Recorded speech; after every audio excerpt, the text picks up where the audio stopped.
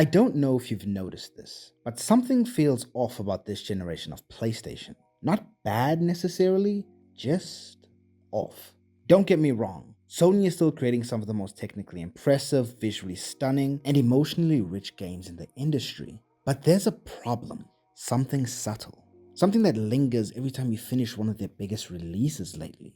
That quiet, nagging sense of disappointment. And the reason? It's the sequels. The follow-up to Sony's most beloved blockbuster franchises, once the crown jewels of gaming, have struggled to capture the same spark that made their predecessors legendary. They're still good, sometimes even great, but rarely ever better. And that's a problem. Today we're diving into what I call PlayStation's sequel problem, and why Sony's follow-ups to their biggest hits keep struggling to live up to their predecessors. Let's get into it. Tradition, courage, honor. They are what make us. From the very beginning, PlayStation has been synonymous with quality. For decades, Sony's consoles have delivered some of the most influential and unforgettable games in history. From Metal Gear Solid 3 and Shadow of the Colossus on the PS2, to The Last of Us, Bloodborne, and God of War 2018 on the PS4. Each one moving the medium forward, blending emotional storytelling with innovative gameplay and a world-class presentation. Each generation of PlayStation brought with it a different kind of innovation. The PlayStation 1 made 3D-based gaming mainstream. It gave players full control over a camera in worlds that felt tangible for the first time. For many, it was the first time games felt like worlds and not just levels. With over 100 million units sold, the PS1 revolutionized what console gaming could be. Cool, cinematic, and full of possibilities. Then came the PlayStation 2. This is the era where I believe Sony truly hit its stride. This was the golden age of creativity. Developers had the freedom to experiment, to be bold, to redefine genres altogether on a monthly basis. I'm talking creativity on display at levels we have never seen before, or since for that matter. It was an era of pure variety. Nothing was off limits. Everything was on the table, and developers had free rein to do as they pleased. There were so many different games being released in quick succession that you almost felt spoiled for choice. There was always something to look forward to. It didn't matter what type of game it was. We played them all. Need for Speed Most Wanted, Grand Theft Auto San Andreas, God of War 1 and 2, Final Fantasy X, Gran Turismo 3 and 4, SSX Tricky, SSX World Tour, Dragon Ball Tenkaichi 3, Kingdom Hearts.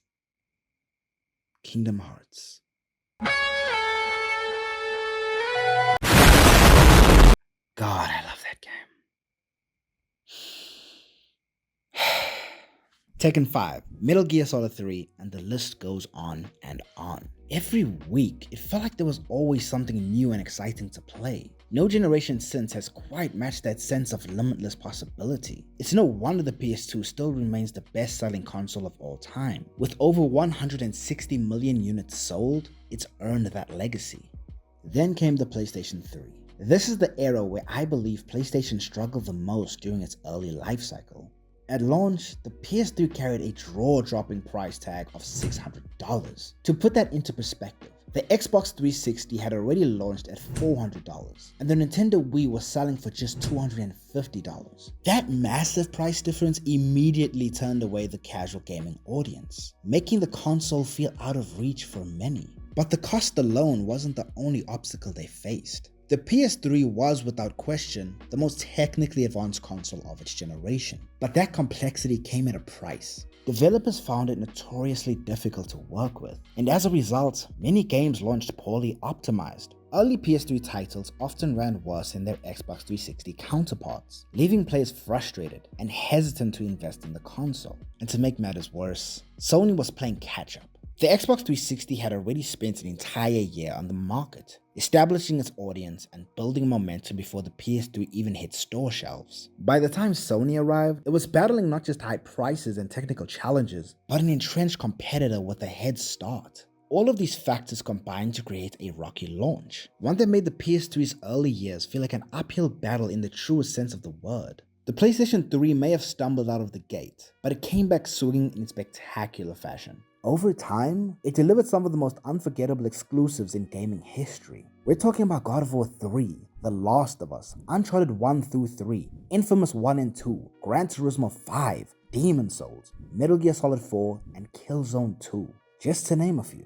Each of these titles showcase not only Sony's growing technical prowess, but also their ability to tell deeply compelling stories and craft unforgettable gameplay experiences. Through these exclusives, the PS3 rebuilt its tarnished reputation and firmly re-established PlayStation as a console capable of delivering truly remarkable and emotionally resonant games. So by the time the PlayStation 4 rolled around, Sony had already cemented itself with a reputation for quality. And with Xbox struggling to find its footing during this generation, the stage was perfectly set for the PS4 to dominate and go on unchallenged. What followed was a legendary lineup of exclusives. I'm talking Bloodborne, Horizon Zero Dawn, God of War 2018, Uncharted 4, Ghost of Tsushima, and Spider-Man 2018. A lineup of games that weren't just critically acclaimed, but were universally loved by players around the world. The PS4 became synonymous with excellence, with Sony seemingly mastering the art of delivering generation-defining experiences. By this point, it felt like PlayStation could do no wrong, so naturally expectations for the PS5 were sky high, and on paper,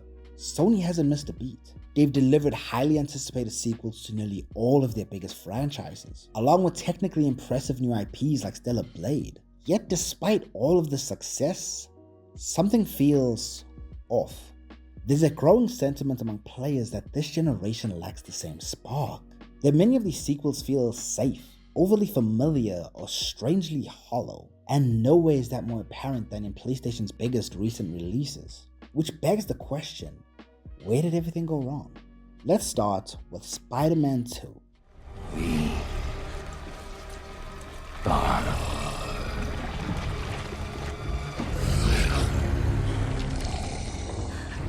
Insomniac's Spider-Man 2018 is still widely regarded as the definitive Spider-Man game. A near-perfect blend of exhilarating gameplay, heartfelt storytelling, and a vibrant open-world New York City that truly felt alive. It captured Peter Parker's charm, delivered fluid and deeply satisfying web-swinging, and told a rich emotional story about responsibility and sacrifice. For many, it was a 9 or even a 10 out of 10 experience, a love letter to Spider-Man fans across generations, and a celebration of the superhero genre as a whole. It was, in every sense, a dream come true for Spider-Man fans. So when Spider-Man 2 was announced, expectations were through the roof. This was supposed to be the game that took everything great about the first game and elevated it even further. Bigger, better, bolder. We're talking 2 playable Spider-Man, new villains, expanded mechanics, and a much larger world. It sounded like the superhero game of the decade. On paper, it was an easy win, and yet, when it finally released, the magic felt noticeably dimmer. Mechanically, almost everything was improved. Combat was tighter, traversal was smoother, and gameplay felt more refined than ever. But while the systems were polished, the experience itself felt strangely hollow. Once players got their hands on it, the cracks began to show. The story, while serviceable, felt rushed and emotionally undercooked. Scenes that were clearly meant to hit hard often fell flat, lacking the emotional weight or build-up needed to truly resonate. Key moments that should have carried impact and gravitas instead came and went far too quickly, leaving little room for the narrative to breathe. Miles Morales, who shined so brightly in his standalone game in 2020, was relegated to what felt like a supporting role in a story where he was meant to be the secondary protagonist. His arc, though present, felt sidelined and completely disconnected from the heart of the main narrative. The game struggled to balance its dual protagonists, and while the idea of 2 Spider-Men sounded incredible in concept, in execution, it never quite worked as intended. Even the world itself, though visually stunning, started to feel more like background scenery than a truly living city. The open world formula, once exciting, now felt dated and repetitive. It was essentially the same structure we'd already seen in Spider-Man 2018 and Miles Morales. And while the improved combat and traversal did help, they couldn't fully hide that sense of deja vu. This was the 3rd entry in the series at this point, yet it offered very little meaningful evolution. What should have felt like a massive leap forward instead came across as an extended DLC.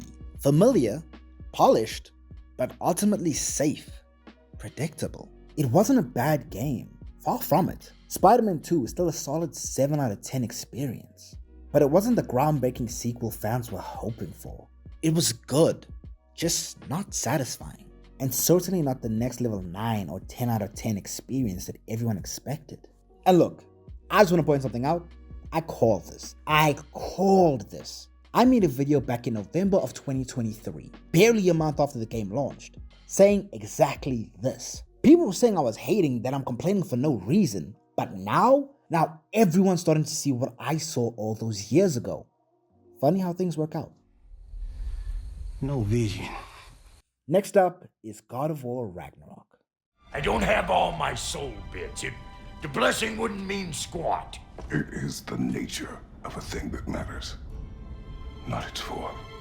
The 2018 sequel reboot of God of War is arguably one of the best games of the past decade. It reinvented a franchise many thought had already reached its peak and was well past its prime. Though, let's be real, we over here know that the original trilogy was absolutely peak fiction in its own right. But that's a conversation for another time.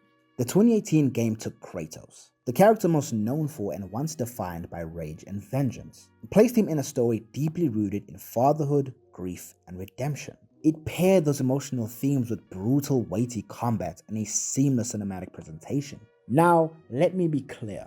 God of War Ragnarok is still a great game, a masterpiece even, but compared to its predecessor, it feels lesser. As the direct sequel to one of the best games ever made, expectations were certainly high. This was supposed to be the grand finale to Kratos and Atreus' story within the Norse saga, the emotional and epic conclusion that brought everything full circle. And while it was great, it didn't quite live up to the impossible bar set before it. The combat, for example, while expanded with new weapons and abilities, felt like minor refinements rather than a true evolution of the previous combat system. It was smoother, yes, but not necessarily deeper. The UI and systems, on the other hand, became cluttered and overly complicated. With multiple menus, layers of gear, and stat upgrades, it often felt bloated and overwhelming, pulling players out of the immersion that made the first game so tight and focused. Then there's the world design. While Ragnarok technically expanded in scope, much of it felt too familiar. Many environments, assets, and even boss types were reused from the first game.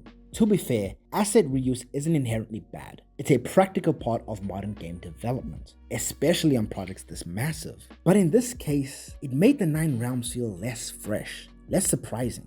The world grew larger, but not necessarily newer.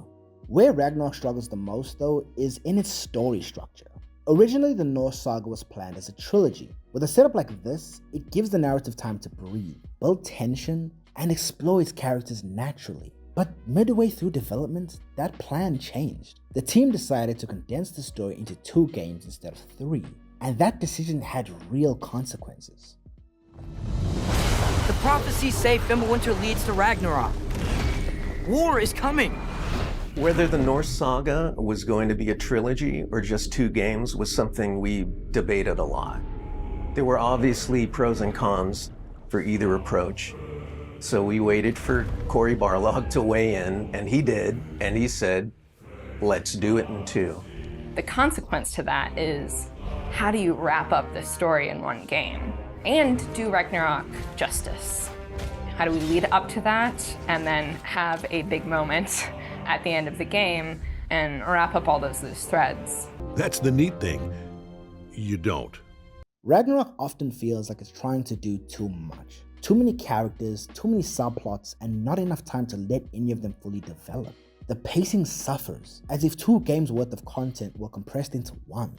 That's not to say the story isn't good, far from it. The emotional bond between Kratos and Atreus remains the game's strongest pillar. Their growth, their evolving relationship, and the way their arcs mirror one another are still beautifully written and acted. But that doesn't mean it's above criticism. Even with the lengthy playtime anywhere between 25 to 40 hours, the narrative still feels rushed, as if it needed just a little bit more time to breathe, more quiet moments, more space for its themes and characters to settle. If Santa Monica had kept the original trilogy structure, Ragnarok might have reached its full potential, delivering a truly epic conclusion that unfolded naturally. Instead, what we got was a phenomenal game that sometimes feels like a great story told a bit too quickly.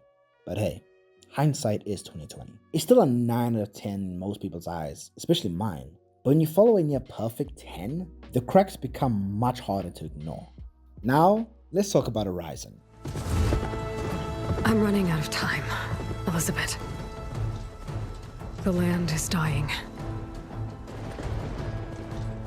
The first Horizon Zero Dawn game was a breath of fresh air, a visually stunning new IP from Guerrilla Games that introduced players to a rich post-apocalyptic world filled with mechanical beasts, fluid combat, and a surprisingly emotional story. Aloy was a grounded, relatable protagonist, and her journey of discovery felt deeply personal. But when it came to the sequel, Horizon Forbidden West, things got complicated.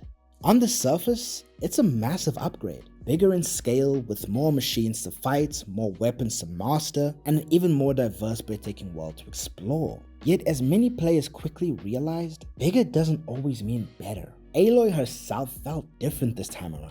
The grounded, emotionally laid character we connected with in the first game seemed to vanish. In her place was a protagonist who felt almost untouchable. Stoic, overly serious, and strangely detached from everyone around her. The game tried to explore her flaws, but instead of letting Aloy wrestle with them, those flaws were pushed onto Beta, a clone we discover later in the game. As a result, Aloy came across as this near-perfect figure who could do no wrong, robbing the story of the emotional complexity that once made it so engaging. And then there's the pacing. The story meanders, bogged down by endless fetch quests, bloated side content, and a narrative that takes far too long to find its footing. By the time the story reaches anything truly meaningful, many players had already checked out. Despite its undeniable technical brilliance, Forbidden West felt less like a bold new chapter and more like an expensive expansion pack. A game that polished what came before, but rarely pushed beyond it. What was once an easy 8 out of 10 experience for many fans became something closer to a 7 or 6 out of 10. Still good, but undeniably disappointing. And of course, we have to talk about The Last of Us Part 2. I'm gonna find, and I'm gonna kill every last one of them. Now, even though technically The Last of Us 2 released on the PS4, it came out right around the same time of the PS5's launch, and in many ways, it perfectly embodies the same creative philosophy we've seen across Sony's recent sequels. The first Last of Us is often regarded as one of the greatest games of all time. It raised the bar for emotional storytelling to levels never seen before. It wasn't just a story about survival, but about love, loss, and the complicated moral lines people cross in desperate times, with this often making it an instant classic in the eyes of many. So, is everything you were hoping for?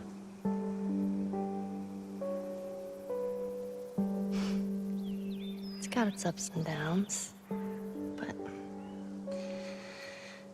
you can't deny the view, though.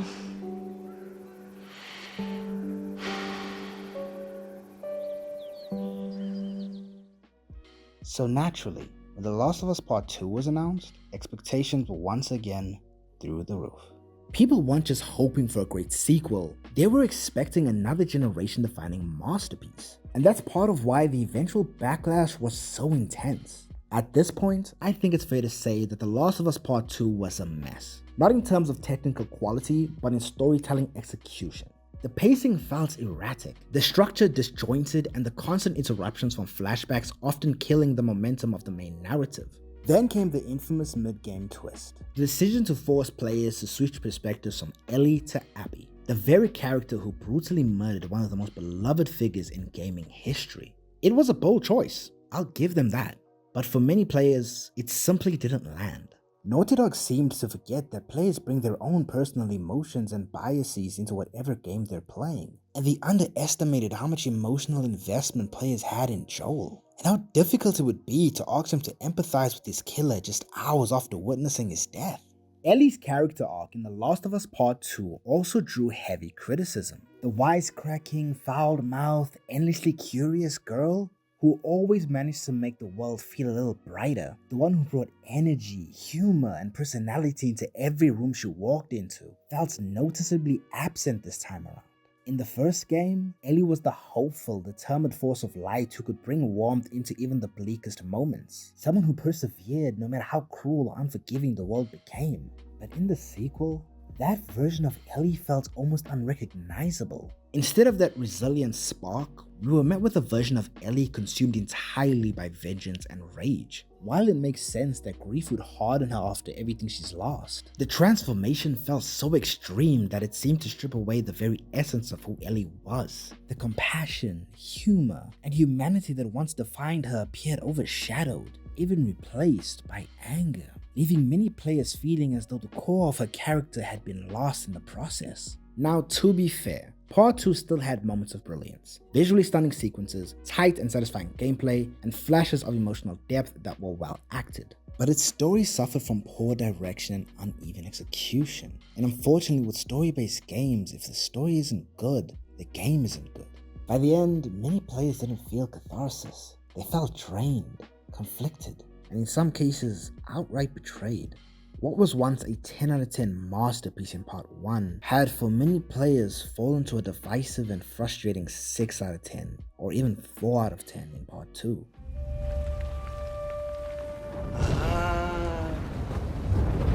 You live, little wolf. Even PlayStation's latest sequels don't seem to inspire that same spark of excitement they once did. Take Ghost of Yotei for example. The first game was a genuine surprise hit, a breathtaking samurai epic that balanced cinematic storytelling with emotional depth. It told a powerful story about identity, honor, and sacrifice, centered around a protagonist who was as conflicted as he was courageous. Throughout the game, Jin isn't just fighting the Mongols, he's fighting himself.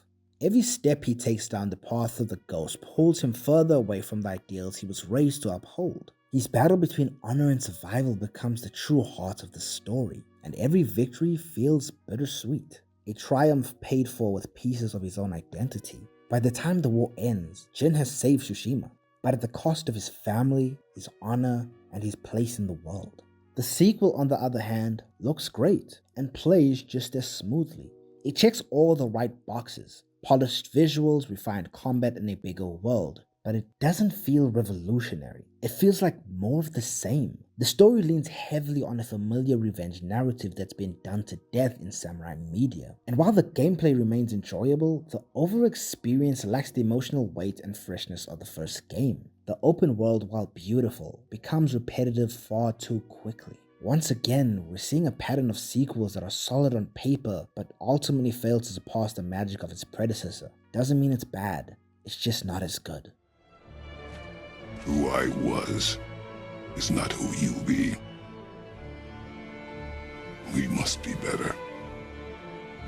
So why is this happening? There's no single answer, but here are a few possibilities. Time pressure.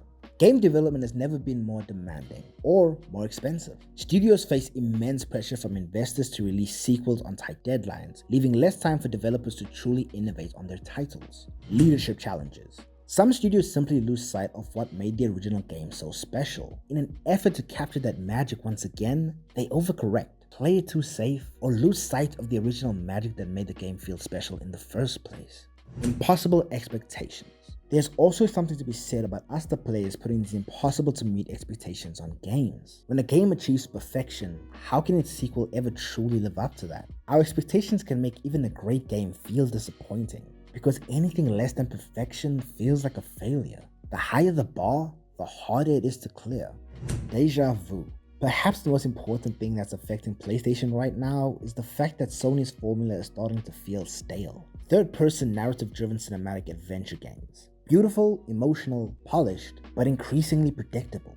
They all start to feel the same. As players, we've seen these stories before. They may fall under different names, but they all share the same DNA between each other. Good, Cloud. Very good. Fill your hollow heart with rage. Now, that's not to say that PlayStation has lost its magic completely. Games like Final Fantasy VII Rebirth and Astro Bot prove that it's still possible to create sequels that surprise and delight players. Final Fantasy Rebirth, for example, was a sequel that not only met the expectations set by its previous game, but exceeded them. It managed to expand on the legacy of one of gaming's most beloved titles, while still introducing new and fresh ideas, emotional storytelling, and a level of ambition that not only satisfied their players, but also created a game that is extremely satisfying to play. Then there's Astrobot, a follow-up to the charming Astro's Playroom that perfectly captures the magic of 3D platformers. It feels like a love letter to PlayStation's history, blending nostalgia with innovative level design, and is overall a delight to play. These games are proof that Sony hasn't completely lost its spark. The creativity and magic that once defined the PlayStation brand is still there, just buried under a growing tendency to play it safe. It's not that the talent or passion is gone. It's that Sony seems hesitant to take that bold creative risk that once set them apart from everyone in the industry. So is that everything you hoped for? Jury's still out. But man, can't deny that view. So with all that being said, here's the thing. Sony still makes incredible games. That much can't be denied. Their titles are still some of the most technically impressive, visually stunning, and emotionally resonant experiences in the industry. But when you start looking closely at their sequels, a clear pattern begins to emerge, one that's impossible to ignore. Too many of PlayStation's follow-ups play it safe. They stick to familiar formulas, refining what already worked instead of daring to explore something new. These games are fairly polished, but rarely do they take bold creative risks that once defined Sony's storytelling legacy. Their games are fine, but rarely are they ever better than their predecessors. On the other hand, some studios go too far in the opposite direction, but trying so hard to subvert expectations that they end up alienating the very fans who fell in love with the original experience. The PS5 era was meant to be a new golden age for PlayStation, a generation built on innovation, creativity, and ambition. But instead, it's begun to feel more like a reflection of the past. The games are stunning on the surface, but beneath the polish, that spark of daring imagination seems to be fading. I was meant to be new. I was meant to be beautiful. The world would have looked to the sky and seen hope, seen mercy. Instead, to look up in horror because of you. PlayStation remains a powerhouse of quality, and its games still remain the best in the world. But lately, something's been missing. The magic, that unpredictability, that sense of awe and wonder that made every new PlayStation release feel like an event that could redefine gaming itself. And maybe that's the heart of the issue. Sony isn't failing. They're just playing it safe, predictably safe. And deep down, we know they can do better. We've seen it before. We've felt it before. We just wish their sequels lived up to the legacy that made PlayStation great in the first place. Thank you for watching. I really hope you enjoyed the video. And again, I just want to thank you for giving me a moment of your time. If you enjoy this type of content, consider subscribing. I really think you'll enjoy what we have to offer. And also please, I beg you, let me know what you think. Like, am I the only one that sees this pattern, or has anyone else noticed it as well? Am I alone in this, or has this also affected you in some way? But with that, I've been Casual Vandal. I hope you were entertained. I hope you enjoyed your stay. And until next time, it's bye-bye for now.